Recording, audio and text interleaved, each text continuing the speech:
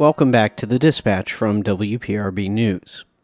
For our next Newsmaker interview, WPRB's Ashley Schoettle sits down with Anne Marie Slaughter, Dean of Princeton University's Woodrow Wilson School. Slaughter recently returned from a year's sabbatical in China, an experience she wrote about for the New York Times Online.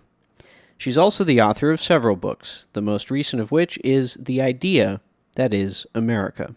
Well, I guess to start, if you could just tell us a little bit about what you were doing in Shanghai last year and what brought you there. So we were truly on sabbatical, by which I mean I had no agenda other than to read books and travel and learn as much about China as I could and to expose my family to Asia as a whole. But my children, who are now 9 and 11, they were 8 and 10 when we got there.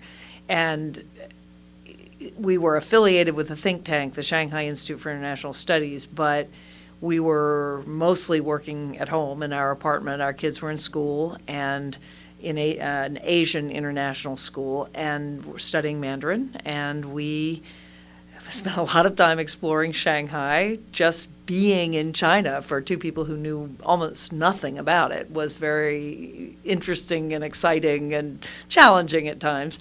And we also traveled in many other Asian countries. We went to Vietnam and Cambodia, Singapore, Japan, Hong Kong, as well as traveling in China itself. So it was an adventure. Wow, definitely. It sounds like it. So how did you decide on China as opposed to India or countries I know something about, like Europe? As my husband said, how is it that he's half Hungarian and I'm half Belgian, and we both speak European languages and have studied Europe most of our lives, why are we in Shanghai? And the answer is that we know Europe. Our children know Europe a little and will by virtue of their heritage, really.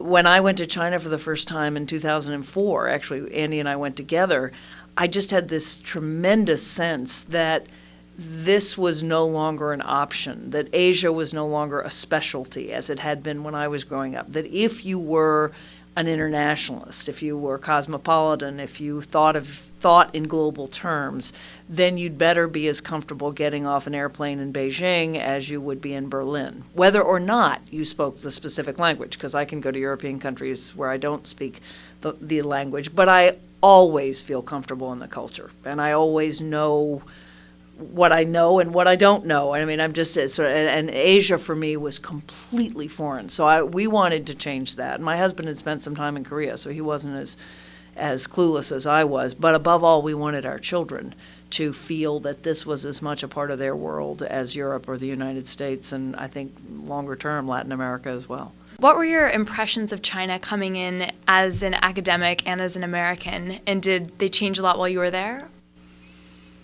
They certainly changed.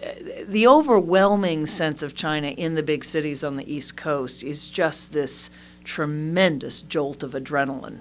It's like the first time I went to New York City as an undergraduate, and I felt like the energy was pulsing up through the pavements.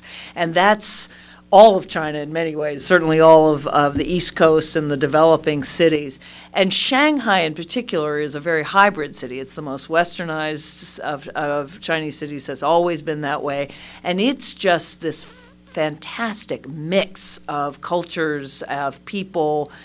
It's not nearly as diverse as New York or LA, but it has an Indian community, people from all over China, Westerners from Australia and different European capitals, and you just have this sense of a city that is inventing itself and reinventing itself at an incredible speed.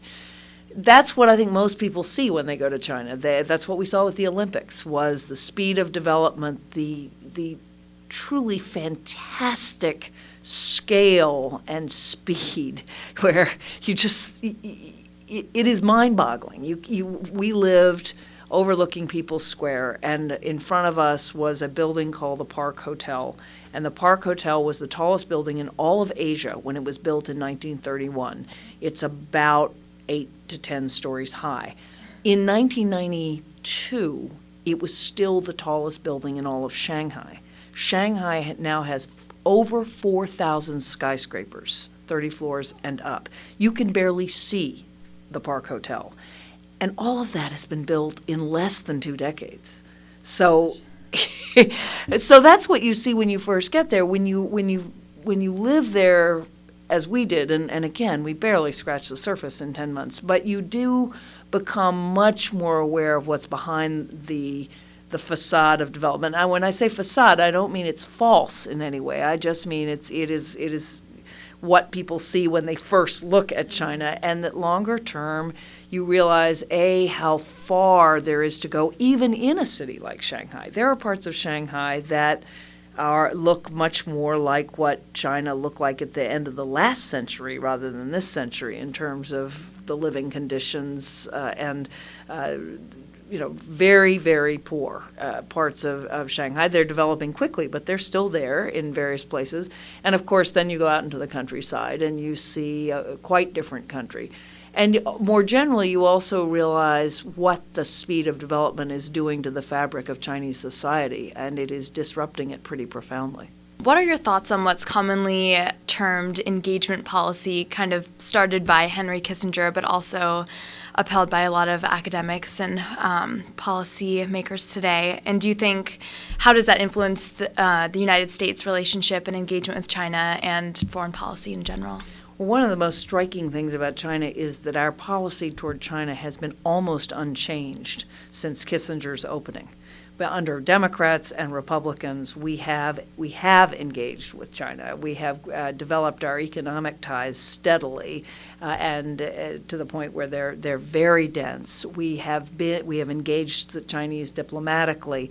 We have at various points emphasized human rights issues more, as in the Clinton administration, but even there, it was only a relatively small part of the overall policy, which has been a policy of wanting China to develop and wanting China to be a responsible stakeholder. That's the terms that the Bush administration put on it, but the policy has not changed. And I'm not sure I see any alternative. I do think that human rights issues can't be brushed under the rug, but I'm not convinced that publicity is the right answer in every case. And the cliche about going to China is understood. The real cliche is it's all about face. That's what one journalist who'd been there for 5 years, who spoke fluent Mandarin and Shanghainese, said to us, that after 5 years of immersing himself in China, he said, it's all about face. Well, that's too strong, but certainly embarrassing a government in a culture where it is about face is not necessarily the way to get where you want to go with respect to individuals. More generally, I think it is important to emphasize the differences between the Chinese government and ours, and I spent time in a number of public lectures explaining why we are more likely to trust other democracies more than China. And I would say it is not because Americans and other people who live in democracies are better people. It is because our system is more transparent. So we can see what is happening, so we can trust. In this system, we cannot see. And so it can't trust. It's not about human nature. It's not about good or bad. And I think it's very important to insist on those differences, to insist on the value of a free press, to insist on the value of participating in your own government. But we can't isolate China, and it would be crazy to try. Also, I do believe that as China develops, the intensity of civil society, the questions young Chinese are asking, is spurring a process of greater openness on its own.